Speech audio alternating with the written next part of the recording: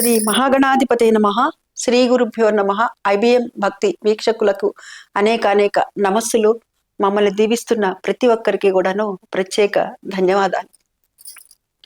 మార్గశిర మాసం, మాసానాం మార్గశీర్షోహం అన్నాడు శ్రీకృష్ణ భగవానుడు భగవద్గీత విభూతి యోగంలో.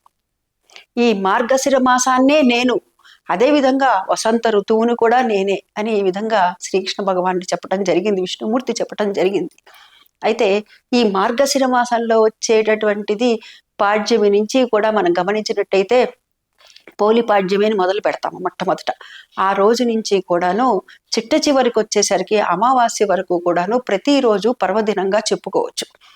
అందున మార్గశిర మాసంలో వచ్చేటటువంటి గురువారాలకి ప్రత్యేకమైనటువంటి స్థానం ఉన్నది.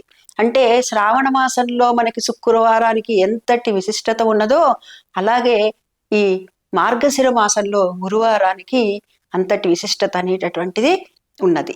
ఈ మార్గశిర మాసంలో వచ్చేటటువంటి గురువారాన్నే మార్గశిర లక్ష్మీ వారం అనే పేరుతో కనక మహాలక్ష్మి అమ్మవారిని మనము ఆరాధిస్తాము. అంటే మహాలక్ష్మిని కనక మహాలక్ష్మి రూపంగా మనము ఆరాధిస్తాము. విశాఖపట్నంలో బురుజుపేటలో ఉన్నటువంటి కనక మహాలక్ష్మి అమ్మవారు వెలిశారు. ఆ అమ్మవారిని మనం తలుచుకుంటూ వెళ్ళగలిగితే అక్కడికి వెళతాము. లేని పక్షంలో మన దగ్గర అక్కడ ఉన్నటువంటి అమ్మవారి చిత్రపటమైనా లేకపోతే లక్ష్మీదేవి చిత్రపటం మన ఇళ్లలో విగ్రహమో చిత్రపటమో ఏదో ఒకటి ఉంటుంది కదా, అక్కడ చక్కగా పూజ చేసుకోవాలన్నమాట. మరి మార్గశిర లక్ష్మీ వారానికి పూజకి ఏ విధంగా చేసుకోవాలి అని అంటే, ఏ పూజ చేసినా కానీ ఆదో గణాధిపంట అంటే మొట్టమొదటిగా ఏ పూజ చేసినా కానీ విఘ్నాలు లేకుండా ఉండేందుకు కానీ గణపతిని ఆరాధించటం అన్నమాట. గణపతి పూజ చేసుకొని ఆ తర్వాత లక్ష్మీదేవి యొక్క పూజ యథాశక్తిగా చేసుకోవటం. ఇది ఆనవాయితీ ఉన్నటువంటి, అంటే ఇది ఒక రకంగా చెప్పుకోవాలంటే ప్రాంతాచారంగా చెప్పుకోవచ్చు.